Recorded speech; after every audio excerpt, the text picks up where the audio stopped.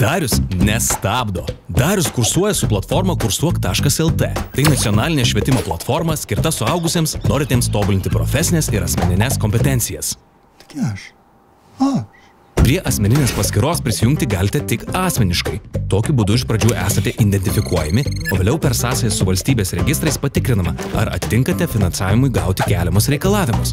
Viena iš pagrindinių sričių, kuriai skiriama daugiausia lėšų iš metinio biudžeto, yra įvairių skaitmeninių įgūdžių ugdymas. Finansavimui skiriamas metinis biudžetas yra ribotas. Jei visgi netitinkate finansavimo kriterijų, vis tiek galite mokytis ir apmokėti kursus savo lėšomis.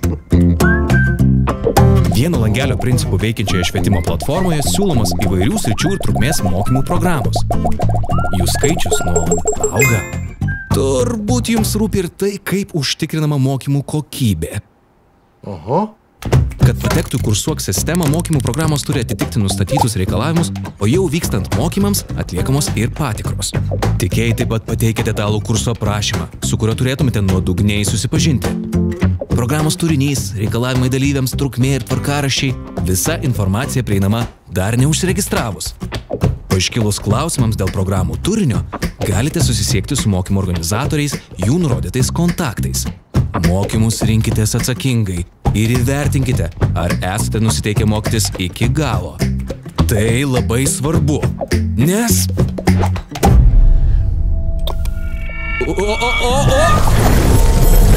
Oho, čia tai greitai pakursavot. Sveikinu, liko tik užpildyti kursų vertinimo anketą. Tik ją pateikus yra išduodamas mokymų baigimo pažymėjimas ir suteikiamas finansavimas, jei į jį pretendavote.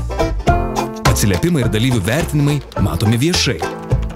Tai padeda apsispręsti kitiems, kur visgi kursuoti būtų geriausia. Kursuok.lt.